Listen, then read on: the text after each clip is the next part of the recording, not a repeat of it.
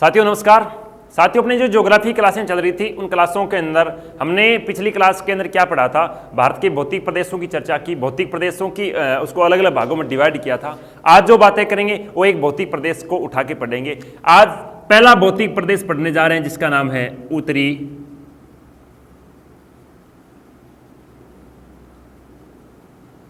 पर्वतीय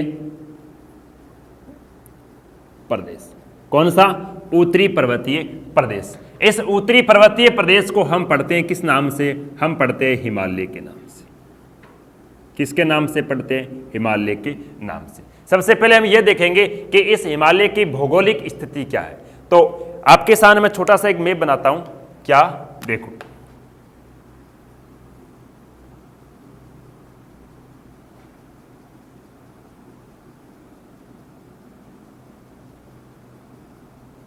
ये आपको दिखाई दे रहा है एक मैप। इस मैप के ऊपर देखोगे आप तो इसकी भौगोलिक स्थिति की बात करते हैं तो जो मैं ब्लैक कलर से ब्लैक कर रहा हूं ये इसकी क्या है? भौगोलिक स्थिति है। ऐसे देखोगे तो ये रहता है आपका उत्तरी पर्वतीय प्रदेश, जिसमें एक पर्वत फैला है जिस पर्वत का नाम क्या है? हिमालय पर्वत। तो कहने का अर्थ इसकी भौगोलिक स्थिति क्या है? तो आप कह सकते हो जो भारत के उत्तर दिशा में फैला हुआ है उसे आप क्या कहते हो? हिमालय या फिर उत्तरी पर्वतीय प्रदेश। इस उत्तरी पर्वतीय प्रदेश की अगर बात करें, विस्तार की बात करें तो ये विस्तार कहां से कहा रहता है? यहां पर देश है, देश का नाम है पाकिस्तान। क्या नाम है? पाकिस्तान। पाकिस्तान से लेते हुए इधर जो भारत के पूर्व में जो सीमा स्पर्श करती है वो है म्यांमार। कहने का अर्थ क्या है? पाकिस्तान से लेकर म्यांमार तक ये गुरुजी कितने ये फैला हुआ है? 2500 किलोमीटर। कितने?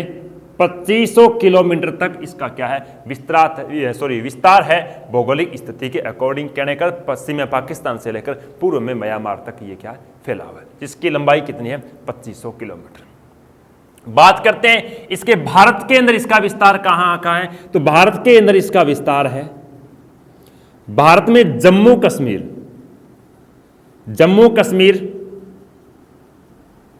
से लेकर पूर्व के अंदर जो राज्य, यहां पर जम्मू कश्मीर से लेकर पूर्व के जो राज्य आता है, राज्य का नाम है अरुणाचल प्रदेश। तो मतलब यह है कि पश्चिमी जम्मू कश्मीर से लेकर पूर्व में का अरुणाचल प्रदेश तक जो फैला है भारत का उत्तरी पर्वतीय प्रदेश, जिसे आप क्या कहते हो? हिमालय कहते हो। इस हिमालय की विशेषता की बात करें तो हिमालय है वो एक क्या है? नवीन पर्वत है।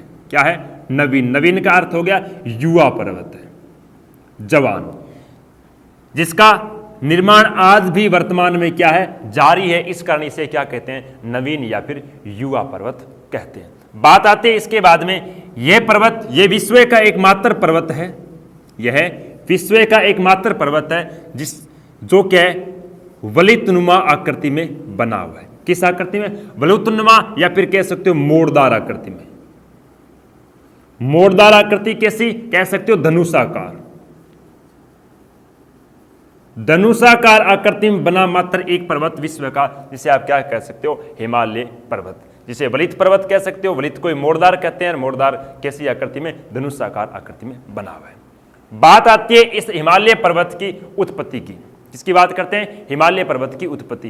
तो मैंने जब भूगोल शुरू की थी उसमें मैंने बताया था कि भौतिक भूगोल जब भी हम पढ़ेंगे, भौतिक भूगोल के अंदर हमें किसी न किसी व्यक्ति के द्वारा दिए गए सिद्धांत के ऊपर हम चर्चा करेंगे। तो हिमालय की उत्पत्ति के अकॉर्डिंग दो व्यक्तियों ने अपने सिद्धांत दिए थे। ठीक है, इसका स्क्रीनशॉट ले लो। आगे चलते हैं। बात क्या आती है हिमालय की उत्पत्ति के अकॉर्डिंग? तो हिमालय की उत्पत्ति के बारे में दो व्यक्तियों ने अपने सिद्धांत दिए थे। एक व्यक्ति का नाम था हेरी हेस। व्यक्ति का नाम क्या था? हेरी हेस। इस व्यक्ति ने एक सिद्धांत दिया था। सिद्धांत का नाम था प्लेट विवर्तनिक। क्या नाम दिया था? प्लेट विवर्तनिक सिद्धांत। क्या नाम था सिद्धांत का? प्लेट विवर्तनिक सिद्धांत। दूसरा एक व्यक्ति आया था, व्यक्ति का नाम था कोबरा। व्यक्ति का नाम क्या था? ये 1 नंबर, ये 2 नंबर सिद्धांत। कोबरा। कोबरा ने एक सिद्धांत दिया था जिस सिद्धांत का नाम था भूसन्नति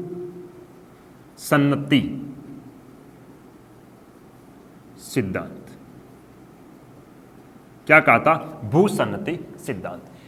कहते हैं कि पर्वतों के, क्या कहा, पर्वतों की उत्पत्ति के बारे में जो सर्वमान्य सिद्धांत माना गया था वो सिद्धांत किसका माना गया था? कोबरा का सिद्धांत माना गया है।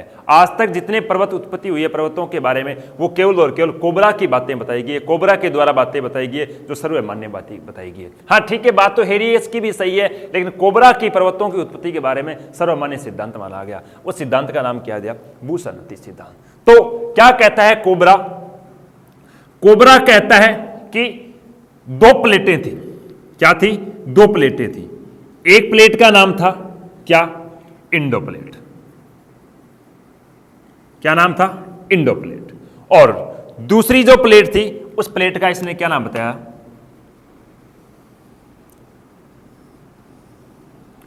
दूसरी जो प्लेट थी उस प्लेट का इसने नाम बताया यूरेशिया। कहने का एशिया प्लस यूरोप कौन सी कहलाती? यूरेशिया। ये दो प्लेट थी और इन दो प्लेटों के बीच में, इन दो प्लेटों के बीच में क्या, इस प्रकार से यहां पर जो जल था वो जल किसका था? ये जल था टेथिस सागर का। किसका जल था? टेथिस सागर का। और इन प्लेटों से इंडो प्लेट, या फिर कह सकते हैं इंडो प्लेट को भारतीय प्लेट भी कह सकते हो आप। क्या कह सकते हो? भारतीय प्लेट भी,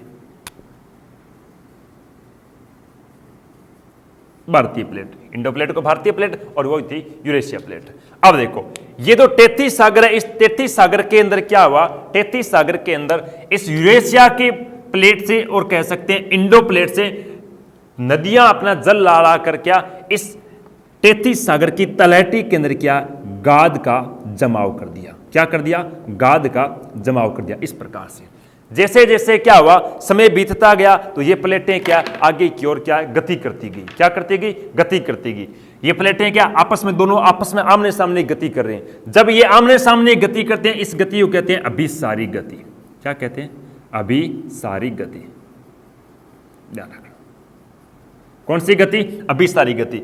अब जैसे ये प्लेटें आपस में गति करनी हुई तो इसके जो टेथिस सागर के तलहटी में जो क्या है गाद जमा हुआ था, ये इस गाद के अंदर क्या हुआ? वलन हुआ। वलन का अर्थ क्या हुआ? ये गाद बाहर की ओर निकला। जैसे आपको उदाहरण देता हूं, ये एक मेरे पास पानी की बोतल है, इस बोतल के अंदर क्या पानी भरा हुआ है और एक इधर मैंने हाथ दे रखा है, अंगुलियां, इधर क्या अंगूठा है। कहने का इधर जो प्लेट है इसको आप यूरेशिया कह सकते हो, इधर वाली है इसे क्या कह सकते हो? इंडो। अब इसने क्या है इधर से और दोनों तरफ से क्या है इस बोतल को क्या अंदर से बीच में से क्या दबाया, मतलब दोनों ने क्या गति की और दोनों दबाया तो इसके अंदर जो पानी था वो पानी धीरे धीरे क्या आ रहा है? ऊपर आ रहा है। वही सेम की सेम कहानी क्या हुई? इसके अंदर हुई। कहने का अर्थ क्या है? इधर से यूरेशिया प्लेट ने धक्का मारा, इधर से किसने मारा? इंडो प्लेट ने धक्का मारा। धक्का मारा जो टेथिस सागर के अंदर तलहटी में क्या जमा हुआ था? जो गाद जमा हुआ था। ये गाद क्या है? ये गाद के अंदर क्या हुआ? वलन हुआ। क्या अर्थ हुआ? देखो मैं लिख देता हूं। इस गाद के अंदर क्या हुआ? वलन हुआ। प्रोला गाद के अंदर क्या हुआ? इस प्रकार से वलन हुआ। इस प्रकार से क्या हुआ? वलन हुआ। और वलन के द्वारा एक क्या वलित पर्वतमाला का क्या हुआ? निर्माण हुआ। किसका निर्माण हुआ? वलित पर्वतमाला का निर्माण। क्या हुआ? टेथिस सागर की जो तलहटी में जो गाद जमा हुआ था इस गाद के अंदर क्या हुआ? वलन। वलन का अर्थ हुआ कि ऊपर की ओर निकला और निकलने के वजह से क्या यहां पर एक वलित पर्वतमाला का निर्माण हुआ। वलित का अर्थ होता है नवीन।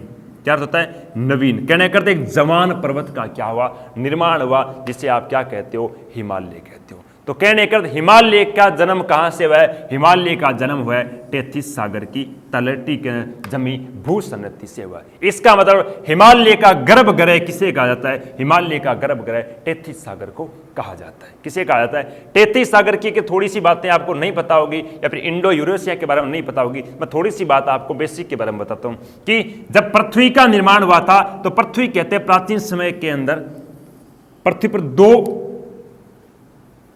पृथ्वी के क्या पृथ्वी के स्थल और जल भाग के दो टुकड़े थे। क्या थे? एक स्थल भाग था और एक क्या था? जल भाग। कहने का प्रारंभिक समय के अंदर एक स्थल भाग था, एक क्या था? जल भाग। स्थल भाग को प्राचीन समय में कहा जाता था क्या? पेंजिया। क्या कहा जाता था? पेंजिया। और जो जलभाग था, इस जलभाग को कहा जाता था पेंथालासा। क्या कहा जाता था? पेंथालासा। कहते हैं समय के अनुसार जैसे क्या कोई दूसरा एक पिंड है जो इस पृथ्वी से क्या करा, टकरा, और टकराने के वजह से इस पृथ्वी का जो स्थल भाग था वो क्या टूट गया, और टूटने की वजह से स्थल भाग के क्या बन गए? दो टुकड़े बन गए। एक उत्तरी गोलार्ध का टुकड़ा बन गया, एक क्या बन गया? दक्षिणी गोलार्ध का टुकड़ा बन गया। इस वजह से जो पेंजिया था, इस पेंजिया को क्या कहा गया? पेंजिया के दो टुकड़े बन गए, एक उत्तरी पेंजिया और एक दक्षिणी पेंजिया। उत्तरी पेंजिया को क्या कहा गया? उत्तरी पेंजिया को कहा गया अंगारा लैंड। अंगारा लैंड क्या कहा गया? अंगारा लैंड। और दक्षिणी पेंजिया था, इस पेंजिया को क्या कहा गया? गोंडवाना लैंड। गोंडवाना लैंड। एक उत्तरी पेंजिया और दक्षिणी पेंजिया। उत्तरी पेंजिया को अंगारा लैंड कहा गया, दक्षिणी पेंजिया को क्या कहा गया? गोंडवाना लैंड। और ये पेंथालासा था, इस पेंथालासा को कालांतर में क्या कहा गया? कालांतर में इसे कहा गया टेथिस सागर। क्या कहा गया? टेथिस सागर।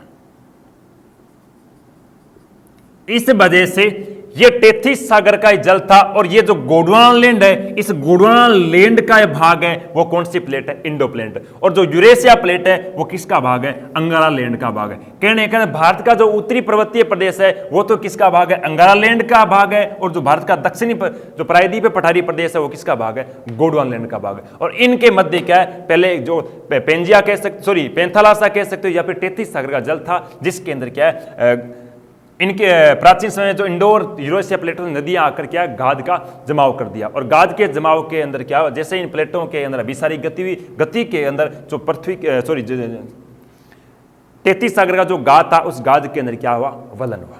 और वलन होने की वजह से एक वलित पर्वतमाला का निर्माण हुआ, जिसे क्या कहा जाता है? जिसे कहा जाता है एक नवीन पर्वत, या फिर कह सकते हैं हिमालय पर्वत। तो कहने का आपको ये बात समझ आ गई कि हिमालय का निर्माण कैसे हुआ। अगर बात करें समय के अनुसार, कि समय के अनुसार हिमालय का मतलब कब उत्पत्ति हुई थी, किस कालखंड में उत्पत्ति हुई थी, तो आज तक पृथ्वी के ऊपर 3 बार पर्वतों का निर्माण हुआ है। कितनी बार? 3 बार पर्वतों का निर्माण, मतलब 3 कालखंडों के अंदर क्या पर्वतों का निर्माण हुआ है। पहला कालखंड है जिसे हम कहते हैं प्री कैम्ब्रियन कालखंड। प्री कैम्ब्रियन कालखंड। दूसरा कालखंड आया था जिसे कहा गया था डेविलियन कालखंड। तीसरा कालखंड आया था जिसे कहा गया था टर्शियरी कालखंड। आज तक पर्वतों का निर्माण 3 कालखंडों के अंदर हुआ है। पहला था कैम्ब्रियन कालखंड, दूसरा था डेविलियन कालखंड, और तीसरा था टर्शियरी कालखंड। प्री कैम्ब्रियन के अंदर जितने भी पर्वतों का निर्माण हुआ वो सारे के सारे कौन से पर्वत कहलाए? प्राचीन पर्वत, कहने का बूढ़े पर्वत कहलाए। जैसे हम बात करते हैं अरावली की। अरावली की उत्पत्ति कौन से कालखंड में? प्री कैम्ब्रियन कालखंड के अंदर हुई। इसका मतलब इस कालखंड में जितने भी पर्वतों का निर्माण हुआ वो सारे के सारे कौन से कहलाए? प्राचीन पर्वत कहलाए। और टर्शियरी कालखंड के जितने पर्वतों का निर्माण हुआ वो सारे के सारे कौन से पर्वत कहलाए? नवीन पर्वत कहलाए, या फिर कह सकते हो क्या जवान या फिर युवा पर्वतों का निर्माण हुआ है। वो कौन से कालखंड में है? टर्शियरी। इसका मतलब हिमालय की उत्पत्ति कौन से कालखंड में हुई? हम कह सकते हैं टर्शियरी कालखंड के अंदर हुई है। ठीक है, इसलिए हम क्या है हिमालय को नवीन या फिर एक जवान पर्वत कहते हैं। तो आप इसका स्क्रीनशॉट लो।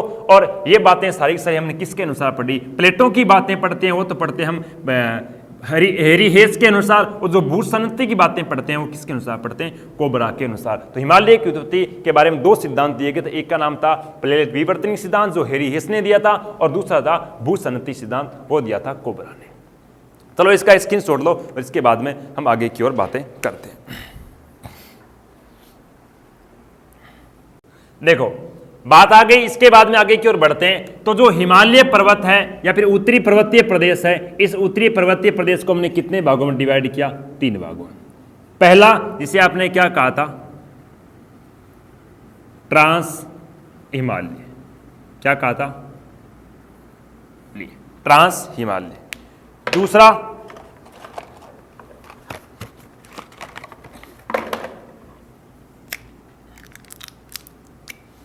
दूसरा आपने पढ़ा था, उसका क्या नाम दिया था आपने?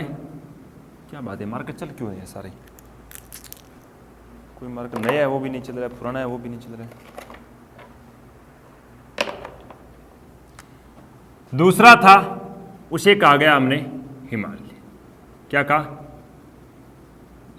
और तीसरा पढ़ा था हमने, वो कौन सा पढ़ा था, वो पढ़ा था हमने, कह सकते हो आप, पूर्वांचल की पहाड़ियां।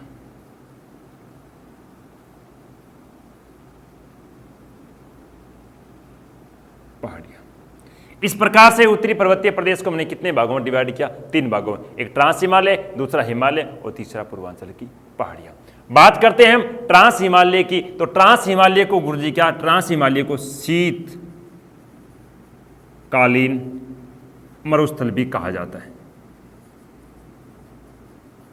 क्या कहा जाता है, शीतकालीन मरुस्थल भी कहा जाता है। उसका कारण क्या है, क्योंकि जो हिमालय है वो उस हिमालय के, ये क्या आ जाता है, वृष्टि छाया प्रदेश के अंदर आ जाता है। वृष्टि छाया प्रदेश का अर्थ होता है कि ऐसा स्थान जहां पर बादल तो छाए रहते हैं लेकिन वर्षा नहीं होती, उस स्थान को क्या कहते हैं, वृष्टि छाया प्रदेश। जिस दूसरा कारण क्या है, इसकी ऊंचाई अधिक होने के कारण यहाँ पर वर्षा तो नहीं होती लेकिन यहाँ पर क्या है, बर्फ सर्वाधिक जमी होती है, इसलिए यहाँ पर जो जलवायु है वो कैसी रहती है, शीत रहती है। कहते हैं यहाँ पर 10 सेंटीमीटर के समथिंग भी वर्षा नहीं होती, इसलिए यहाँ पर क्या केवल और केवल बर्फ जमी रहती है, इसलिए इसे हम कहते हैं शीतकालीन मरुस्थल। बात आती है कि ये कहां से कहां तक फैला हुआ है, तो देखो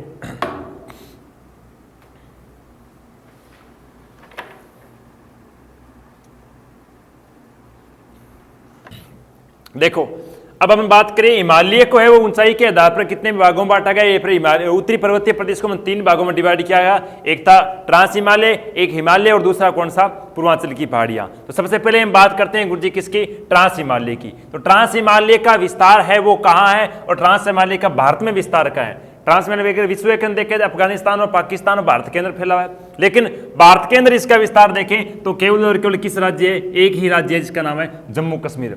ट्रांस हिमालय भारत के मात्र एक राज्य में फैला हुआ है जिसका नाम क्या है, जम्मू कश्मीर।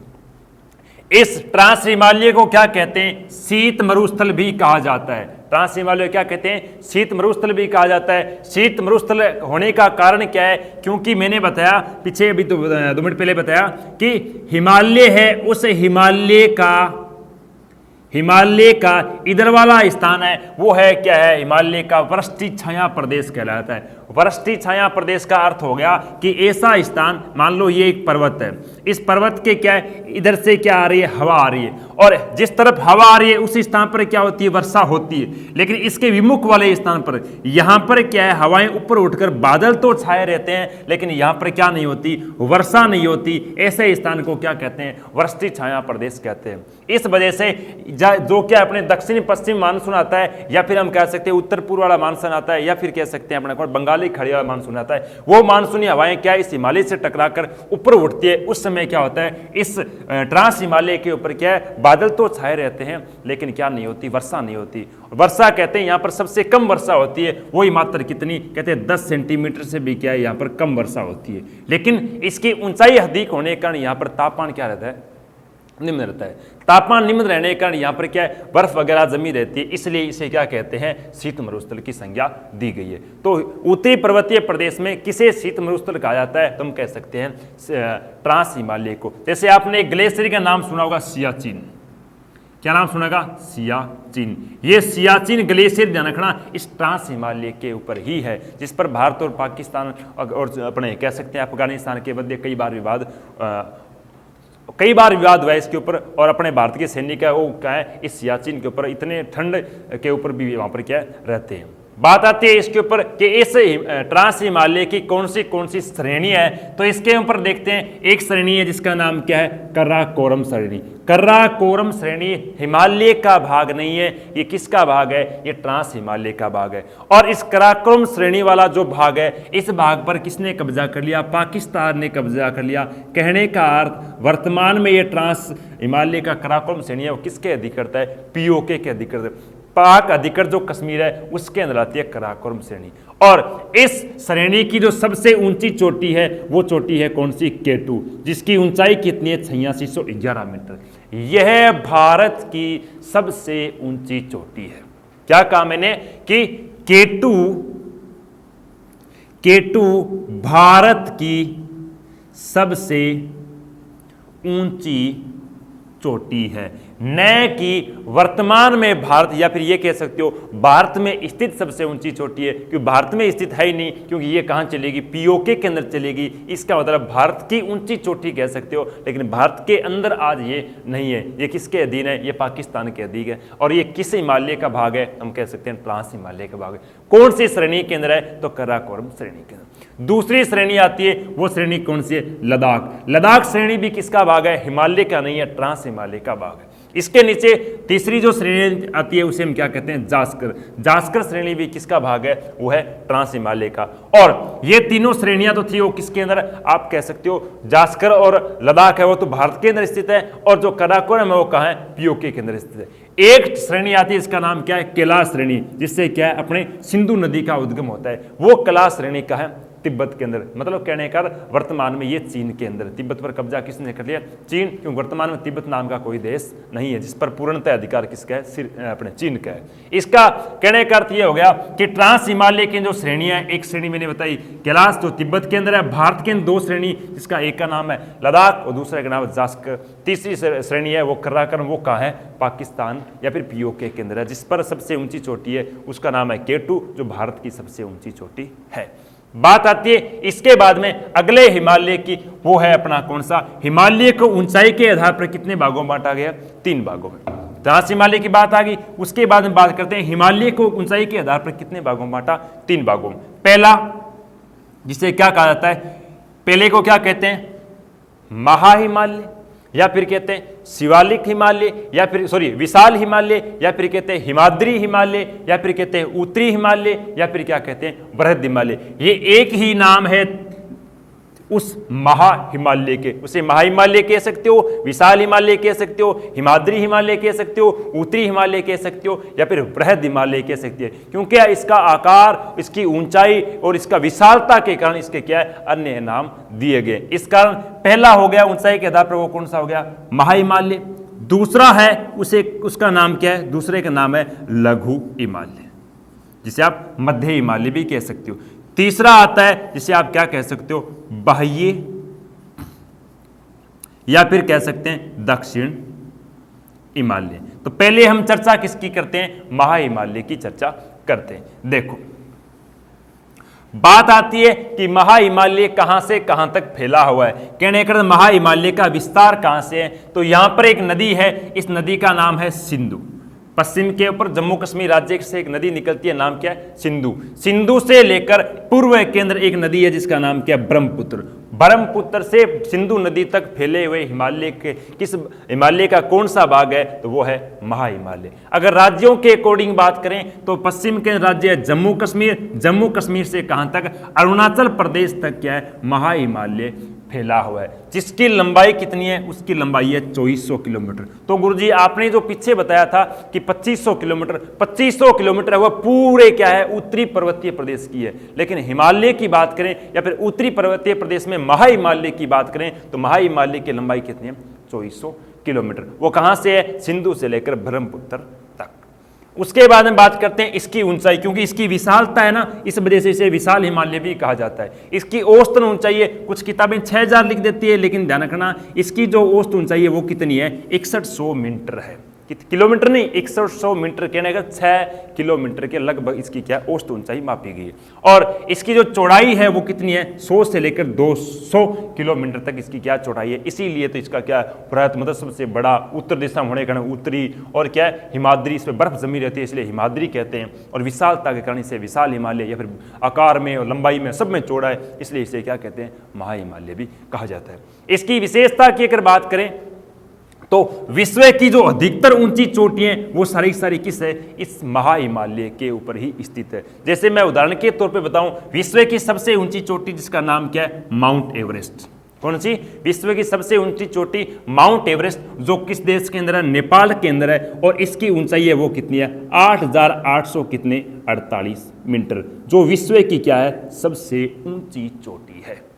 अगर बात करूं मैं किसके, भारत में स्थित सबसे ऊंची चोटी, देखो मैं दो ऊपरवाद और साफ करके दिखाता हूं।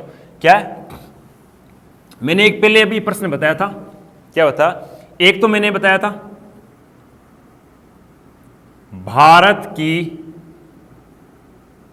सबसे ऊंची चोटी है। दूसरा प्रश्न क्या है? भारत में स्थित सबसे ऊंची चोटी है। दो प्रश्न है। पहला क्या है?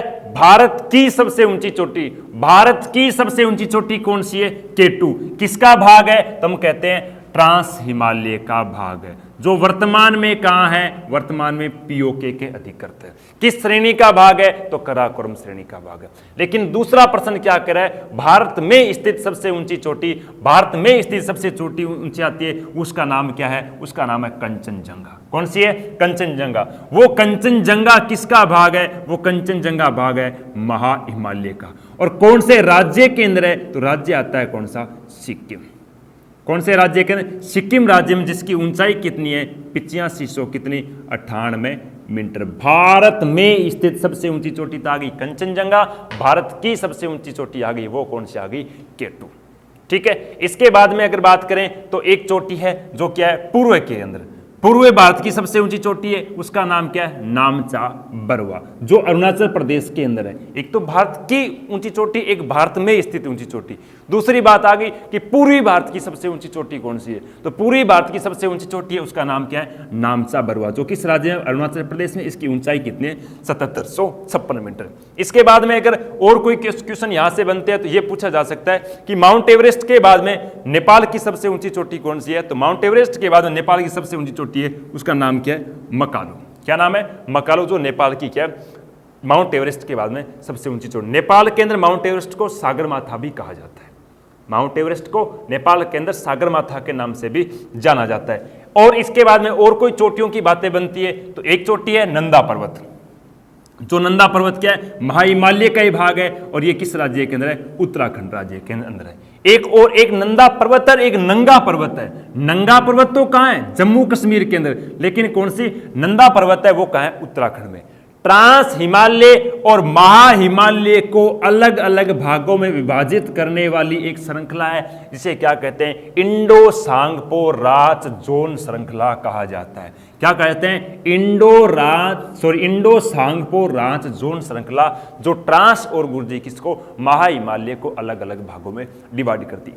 इस हिमालय पर सर्वाधिक ग्लेशियर होने, ग्लेशियर मतलब बर्फ जमी होने के कारण यहां से जितनी भी हिमाद्री नदियां मतलब हिमालय से उत्पन्न होती है, वो सारी किस हिमालय के भाग से? तो महाहिमालय से क्या है? शुरू होती है। कहने का अर्थ विश्व की अपने भारत में या फिर चीन में या फिर पाकिस्तान में जाने वाली, बांग्लादेश में जाने वाली जो बड़ी बड़ी नदियां, हम कह सकते हैं ब्रह्मपुत्र की बात कर सकते हैं, हम सिंधु की बात कर सकते हैं, हम गंगा की बात कर सकते हैं, यमुना की बात कर सकते हैं। ये जो बड़ी बड़ी नदियां हैं, इन नदियों का उद्गम कहां से होता है? तो इन नदियों का उद्गम होता है अपने महाहिमालय से ही होता है।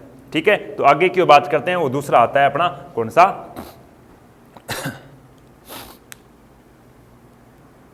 देखो, महाहिमालय के बाद में जो दूसरा हिमालय आता है उसे क्या कहा जाता है? लघु हिमालय। लघु हिमालय का विस्तार देखें तो कहां से? कश्मीर से लेकर ही क्या है गुरुजी? अरुणाचल प्रदेश तक इसका क्या है? विस्तार है। कश्मीर के दक्षिणी हिस्से से लेकर अरुणाचल प्रदेश का जो अपने असम या फिर भूटान वाला हिस्सा है, वहां तक क्या है? इसका विस्तार है। जो आपको दिखाई दे रहा है बीच के ऊपर वाला कौन सा है? महाहिमालय। और बीच वाला जो आपको दिखाई दे रहा है, ये कौन सा है? ये वाला, ये जो बीच में दिखाई दे रहा है, इस हिमालय को क्या कहते हैं? इस हिमालय को कहते हैं लघु हिमालय। लघु और किसको गुरुजी? महाहिमालय को अलग करने वाली जो एक श्रेणी है, इस श्रेणी को क्या कहा जाता है? मेन सेंट्रल थ्रस्ट श्रेणी। क्या कहते हैं? जैसे हमने क्या पढ़ा था, ट्रांस और महाहिमालय के अलग करने वाली श्रेणी की बात की थी, उसी प्रकार से बात करते हैं लघु और किसके? महाहिमालय को अलग करने वाली श्रेणी है, उस श्रेणी का नाम क्या है? मेन सेंट्रल थ्रस्ट श्रेणी। इस श्रेणी की अगर बात करें, क्या ऊंचाई की बात करें तो यह श्रेणी कितने? 3700 से लेकर लगभग औसतन कितनी? 4500 मीटर की ऊंचाई तक ये क्या फैली हुई है। उसके बाद में बात करते हैं इसकी चौड़ाई की, तो उसकी चौड़ाई हमने 100 से कितनी? 200 किलोमीटर देखी थी। इसकी चौड़ाई है वो 100 से लेकर कितने? 50 से 100 किलोमीटर तक। कितनी? 50 से 100 किलोमीटर तक क्या है इसकी चौड़ाई है। इसका मतलब ऊंचाई के आधार पर देखा जाए दूसरा सबसे ऊंचा हिमालय का कौन सा भाग है? तो हम कह सकते हैं लघु हिमालय। और सबसे ऊंचा था वो कौन सा था? महाहिमालय। इसकी अगर विशेषता की अगर चर्चा करें इस हिमालय की तो विशेषता में पहली बात तो आती है कि शीत ऋतु में मात्र कितने 4 महीने तक इस पर क्या जमी रहती है बर्फ, बाकी क्या सूर्य की किरणें सीधी पड़ने का इसकी बर्फ क्या कर जाती है, पिघल जाती है। तो छोटी छोटी नदियों का जो उद्गम होता है वो क्या है, वो ओनली फॉर क्या है, मौसमी नदियां। जैसे वर्षा आई उसमें क्या नदियों का उद्गम हो गया, जैसे वर्षा चली गई उसके बाद नदियां क्या हो गई, सूख गई। तो कहने का अर्थ कि मात्र 4-5 महीने या फिर क्या शीत ऋतु के जिन नदियों का उद्गम होता है वो केवल और केवल किस हिमालय से होता है, लघु हिमालय से। बात करते हैं इसके बाद में अगली विशेषता की, तो अगली विशेषता की बात आती है कि इस हिमालय के पहाड़ी ढलानों पर, इस हिमालय के पहाड़ी ढलानों पर कश्मीर राज्य के अंदर कुछ वन पाए जाते हैं। क्या बताया कि इस हिमालय की पहाड़ी ढलानों के ऊपर कश्मीर राज्य के अंदर क्या है, कुछ वन पाए जाते हैं। उन वनों को क्या कहा जाता है, उन वनों को कहा जाता है मर्ग। क्या कहते हैं, मर्ग वन किस हिमालय में पाए जाते हैं, तो मर्ग वन ध्यान रखना कौन से, लघु हिमालय के अंदर पाए जाते हैं। इन वनों को अलग अलग नामों से पुकारा जा सकता है, जैसे गुलमर्ग हो गया, सोनमर्ग हो गया, ये सारे के सारे क्या है, इस लघु हिमालय के ही वन है। इस हिमालय के ऊपर शीत काल के बाद में जैसे ग्रीष्म काल आता है तो यहाँ का मौसम है, क्योंकि जितने पर्यटक लोग जाते हैं वो सारे इस लघु हिमालय तक ही जाते हैं, इसलिए इस हिमालय का जो जलवायु है, इस हिमालय का जो कह सकते हैं वातावरण है वो रियल के स्वास्थ्यवर्धक के रूप में, पर्यटक के रूप में है। इस वजह से इस हिमालय को क्या है, स्वास्थ्यवर्धक हिमालय भी कहा जा सकता है, या फिर कह सकते हैं पर्यटक हिमालय भी कह सकते हैं, क्योंकि इस हिमालय में बहुत सारे ऐसे के पर्यटक स्थल है। जैसे मैं बात करूं तो एक आता है मैसूर, या फिर कह सकते हो रानी खेत, ये जो उत्तराखंड की जो पर्यटक स्थल है वो किस राज्य के, सॉरी किस हिमालय के नाते, लघु हिमालय के। इसके अलावा और अगर हम बात करें क्या है, अगर पर्यटक स्थलों की तो बात कर सकते हैं, शिमला जो हिमाचल प्रदेश का एक क्या पर्यटक स्थल है, ये भी किसका भाग है, लघु हिमालय का। इसके बाद में बात करते हैं दार्जिलिंग जो पश्चिम बंगाल का जो उत्तर सिक्किम के पास पड़ता है, ये भी क्या है, एक रील में देखा जाए एक पर्यटक स्थल है जो किस हिमालय का भाग है, तो हम कह सकते हैं लघु हिमालय की। तो मैंने क्या 4-5 बात बताई, एक बात बताई मैसूरी, एक बताई रानीखेत, एक बताई शिमला, एक बताई क्या दार्जिलिंग। ये जो क्या है पर्यटक स्थल है वो ज्यादातर पर्यटक स्थल किस हिमालय के भाग है, लघु हिमालय के भाग है। एक बात आती है क्या गुरुजी, दर्रों की। किसकी बात आती है, दर्रे कि दर्रे किसे कहते हैं। दर्रे दो होते हैं, एक प्राकृतिक दर्रा होता है, एक कृत्रिम दर्रा होता है। प्राकृतिक दर्रों का निर्माण होता है नदियां या फिर झरनों से, और कृत्रिम दर्रा होता है जो मानव क्या करता है, अपना रास्ता बनाने के लिए, सड़क या फिर रेल लाइन बिछाने के लिए पहाड़ों को काटकर जो सुगम रास्ते तैयार करते हैं उसे क्या करते हैं, कृत्रिम दर्रा कहते हैं। तो जो महाहिमालय था, इस हिमालय को काटने के लिए न तो नदियों के पास इतनी कोई औकात थी और न कह सकते हैं कि मानव के पास इतना कोई तकनीकी साधन थे जिस वजह से उस हिमालय को काट लिया जाए। इस वजह से जो दर्रे हैं वो सारे के सारे या तो कह सकते हैं जो लास्ट वाला बाह्य हिमालय आता है उसके अंदर, या फिर कह सकते हैं हम किसके अंदर, लघु हिमालय के अंदर दर्रे पाए जाते हैं। उन दर्रों की अगर बात करें तो दर्रे ज्यादातर पूछे जाते हैं अपने कॉम्पिटिशन के अंदर। तो दर्रे मुख्यतः कितने राज्यों के अंदर है, एक आता है जम्मू कश्मीर राज्य के अंदर दर्रे हैं, उसके बाद में बात करें हिमाचल प्रदेश के अंदर दर्रे हैं, उत्तराखंड के कुछ अंदर कुछ दर्रे हैं, सिक्किम के अंदर कुछ दर्रे हैं, और कौन से, अरुणाचल प्रदेश के अंदर। तो इन्हीं राज्यों में हिमालय का क्या रहता है, विस्तार रहता है। तो सबसे पहले बात करते हैं जम्मू कश्मीर राज्य के अंदर कौन कौन से दर्रे पाए जाते हैं। जम्मू कश्मीर राज्य के अंदर एक दर्रा आता है, उसका नाम क्या है, जोजिला दर्रा। दूसरा आता है पिरंपजाल दर्रा, पहला कौन सा हो गया, जोजिला दर्रा, दूसरा हो गया पिरंपजाल दर्रा, तीसरा हो गया कौन सा, लद्दाख दर्रा, चौथा हो गया कर्राकोरम दर्रा, पांचवा हो गया बनिहाल दर्रा, छठा हो गया बुर्जिला दर्रा। ये सारे के सारे दर्रे किस राज्य में, तो जम्मू कश्मीर राज्य के अंदर है। आपको इन दर्रों की केवल और केवल बातें राज्यों से रिलेटिव पढ़नी है, न कि आपको हिमालय के, क्योंकि दर्रे पूछे जाते हैं कि ये दर्रे किस राज्य में है, तो आपको बताना है जम्मू कश्मीर में कौन सा, जोजिला, पिरंपजाल, लद्दाख, कर्राकोरम, बनिहाल और बुर्जिला। ये सारे के सारे दर्रे किस राज्य में, जम्मू कश्मीर। दूसरी बात आती है हिमाचल में। हिमाचल राज्य के अंदर मुख्यतः 3 दर्रे, एक का नाम है बड़ा लरचा, एक का नाम है रोहतांग, और एक का दर्रा क्या नाम है, शिपकिला। इन दर्रों से भी क्या है, नदियों का उद्गम होता है। सिंधु की जो सहायक नदी है वो इन्हीं दर्रों से क्या निकलती है। इसके बाद में आता है कौन से दर्रे की, कौन से राज्य की बात, उत्तराखंड में। उत्तराखंड में क्या है, मुख्यतः 4 दर्रे पाए जाते हैं। एक का नाम है माना दर्रा, एक का नाम है नीति दर्रा, एक का नाम है लिपू लेख दर्रा, और एक का नाम क्या है, थांग दर्रा, लिपू लेख दर्रा। इसका मतलब उत्तराखंड के 4 दर्रे, एक माना दर्रा, एक नीति दर्रा, दूसरा लिपुलेख दर्रा, और अगला लास्ट कौन सा आता है, थांग दर्रा। और उसके बाद में सिक्किम राज्य के मुख्य 2 दर्रे हैं जो चर्चा के विषय में रहते हैं। एक आता है नाथुला दर्रा, एक आता है जेलेलपला दर्रा, जो सिक्किम राज्य के अंदर है। लास्ट दर्रा आता है उसका नाम है अरुणाचल प्रदेश का दर्रे का नाम है यांगयाप दर्रा। इस दर्रे से भारत में ब्रह्मपुत्र नदी क्या करती है, प्रवेश करती है। तो ये थे क्या है, प्रमुख दर्रे। लास्ट जो हिमालय का भाग बचता है वो आता है कौन सा, बाह्य हिमालय, या फिर हम इसे क्या कह सकते हैं, दक्षिणी हिमालय, या फिर इसी का क्या नाम है, शिवालिक हिमालय। इस हिमालय का जो विस्तार रहता है वो कितना रहता है, 1000 मीटर। कहने कर यहां से लेकर जो इसका दक्षिण के अंदर भाग है वो कौन सा है, आप कह सकते हो बाह्य हिमालय या फिर दक्षिण हिमालय। इस हिमालय की जो औसत ऊंचाई है वो कितनी है, 3000 मीटर। इसकी औसत ऊंचाई हमने कितनी बताई थे, 3700 से 45। इसका मतलब सबसे ऊंचा हिमालय महा, उसके बाद लघु, और लास्ट में सबसे कम ऊंचाई वाला हिमालय वो कौन सा है, बाह्य हिमालय। इसकी अगर चौड़ाई की बात करें तो भी चौड़ाई भी इसकी क्या है, कम है, मात्र और मात्र कितने, 5000 मीटर ही रहती है। लेकिन इस हिमालय के ऊपर सर्वाधिक घास के मैदान, या फिर हम कह सकते हैं इस हिमालय के अंदर, अगर विशेषता की अगली बात करूं तो इस हिमालय के अंदर नदियों द्वारा सर्वाधिक मच्छर पेटी का निर्माण होता है। किसका, नदियों के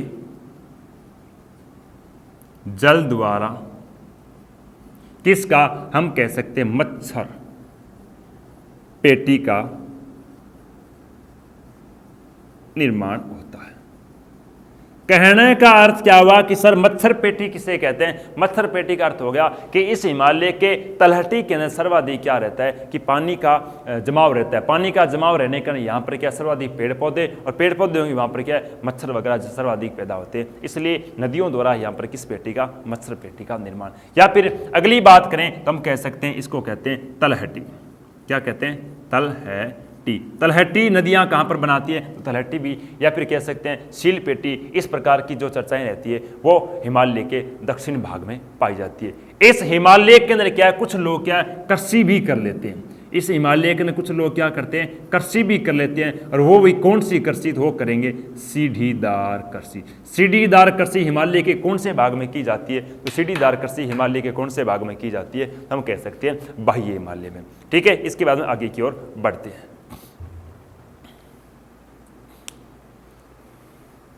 देखो लास्ट बात बची है उत्तरी पर्वतीय प्रदेश के अंदर। तीसरा आ रहा है, वो आ रहा है पूर्वांचल की पहाड़ियां। पूर्वांचल की पहाड़ियों के अंदर देखें सबसे पहली बात आती है पूर्वांचल की पहाड़ियां। इन्हें क्यों कहते हैं, क्योंकि ये भारत के पूर्वी राज्यों के स्थित है, इसलिए इन्हें क्या कहते हैं, पूर्वांचल की पहाड़ियां कहते हैं। और पूर्वांचल की पहाड़ियों के अंदर देखें तो यहाँ की जो पहाड़ियां हैं वो क्या है, हिमालय की तुलना में सर्वाधिक तीव्र ढाल एवं नुकीली चोटियों वाली क्या है, पहाड़ियां। और ये पहाड़ियां ऐसी है जो क्या करती है, अपने भारत के अंदर पूर्वी मानसून का क्या करती है, आगमन करती है। पूर्वी मानसून का अर्थ हो गया बंगाल की खाड़ी से जो मानसून उत्पन्न होता है, उस मानसून को भारत की ओर क्या करती है, मोड़ने का काम करती है। वो कौन सी करती है, ये पहाड़ियां करती है। इस वजह से उत्तरी पर्वतीय प्रदेश का ये भाग सर्वाधिक वर्षा प्राप्त करने वाला स्थान भी कहलाता है। इसके अंदर ज्यादातर क्वेश्चन पूछा जाता है वो पहाड़ियों से पूछा जाता है, वो भी क्या नॉर्मल क्वेश्चन पूछे जाते हैं। देखो यहाँ की कौन कौन सी पहाड़ियां है, सबसे पहले बात करते हैं उत्तराखंड, जो आपको यहाँ पर दिखाई दे अरुणाचल प्रदेश। अरुणाचल प्रदेश में दो पहाड़ियां दिखाई दे रही है, एक दे रही है मिसमी और दूसरी दे रही है मिरी। ये दोनों के दोनों पहाड़ियां क्या करती है, भारत और चीन की सीमा पर स्थित है। कहना भारत और चीन को म्यांमार से भारत और चीन को क्या करती है, अलग अलग करने वाली पहाड़ी है। वो कौन सी है, मिसमी और मिरी, जो किस राज्य में, अरुणाचल प्रदेश में। इसके बाद में देखते हैं नीचे दो राज्य आता है, उसका नाम है नागालैंड। नागालैंड के अंदर एक पहाड़ी है, नाम क्या है, नागा। और नागा के बाद में नागालैंड और किसके अंदर, मणिपुर की सीमा पर एक पहाड़ी जिसका नाम क्या है, पटकोई। पटकोई कह दो, नागा कह दो, या फिर मणिपुर के अंदर एक है मणि, या फिर कह सकते हैं बुम्मा। ये पहाड़ियां क्या करती है, भारत और म्यांमार की सीमा पर क्या स्थित है। बुम्मा की पहाड़ी मणिपुर के अंदर है, पटकोई की पहाड़ी कहाँ है, पटकोई की पहाड़ी मणिपुर और नागालैंड के अंदर स्थित है। नागा की पहाड़ियां नागालैंड के अंदर स्थित है, मिर्जा की पहाड़ियां मिजोरम के अंदर, या फिर मिजोरम के एक अंदर एक और पहाड़ी है जिसका नाम क्या है, लुसाई की पहाड़ी। कौन सी, मिजोरम के अंदर एक अन्य पहाड़ी आती है, उसका नाम क्या है, लुसाई की पहाड़ी। उसके बाद में बात करते हैं तो ऊपर चलते हैं, राज्य आता है असम। असम राज्य के अंदर एक पहाड़ी है, पहाड़ी का नाम क्या है, मिकीर की पहाड़ी। पहाड़ी का नाम क्या है, मिकीर। इस मिकीर की पहाड़ी के पास में एक राष्ट्रीय उद्यान बनाया गया है। राष्ट्रीय उद्यान का नाम क्या है, काजीरंगा राष्ट्रीय उद्यान, जो पूर्वी भारत का एकमात्र क्या है, राष्ट्रीय उद्यान है, जो किस राज्य में, काजीरंगा। कौन सी पहाड़ियों के मध्य, हम कह सकते हैं मिकीर पहाड़ियों के पास में क्या है, एक काजीरंगा, ब्रह्मपुत्र के इधर वाले स्थान पर। ब्रह्मपुत्र में आपने सुना होगा एक द्वीप जिसका नाम क्या था, माजुली द्वीप। ठीक है, उसके बाद में चलते हैं तो नीचे मेघालय का जो पठार है, जिसको हम किसके अंदर पढ़ेंगे, इस मेघालय को पठार के दक्षिणी प्रायद्वीपीय पठार के अंदर पड़ेंगे। इस पठार के बाहर से 3 पहाड़ियां फैली हुई है इस प्रकार से। मैं यहां पर थोड़ा अलग बता देता हूं। इस प्रकार से क्या है, एक पहाड़ी ऐसे फैली हुई है, एक पहाड़ी ऐसे फैली हुई है, एक पहाड़ी क्या है इसके बीच में इस प्रकार से फैली हुई है। अब क्या है, जो पौने आती है मानसून वाली, वो पौने क्या इस प्रकार से आगे की ओर निकलती है। निकलते वक्त ये पौने क्या करती है, जैसे ही आगे की ओर बढ़ती है तो इन पहाड़ियों की वजह से ये पौने आगे नहीं निकल पाती है, तो ये पौने क्या इनसे टकराकर इस प्रकार से अपना रास्ता क्या करती है, इस तरफ की ओर मोड़ लेती है, जिस वजह से भारत के अंदर कौन से मानसून का आगमन होता है, पूर्वी मानसून का आगमन होता है। तो यहाँ पर 3 पहाड़ियां हैं। एक पहाड़ी का नाम है खासी। खासी यहाँ पर क्या है, मेघालय राज्य की जनजाति है। खासी के पास में एक पहाड़ी है जिसका नाम क्या है, जयंतिया।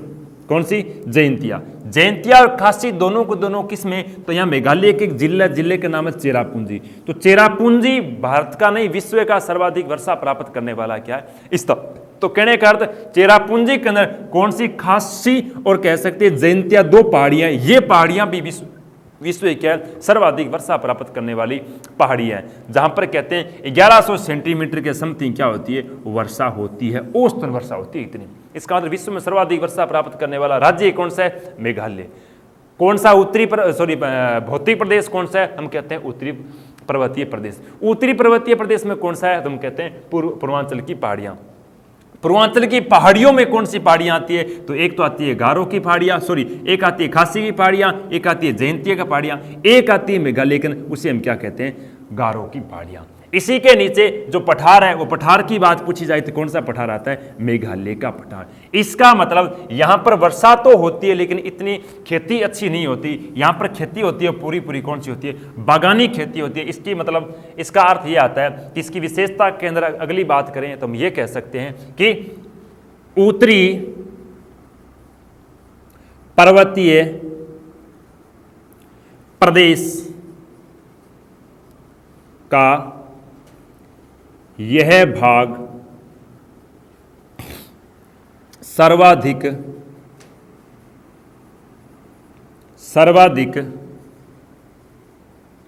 बागानी खेती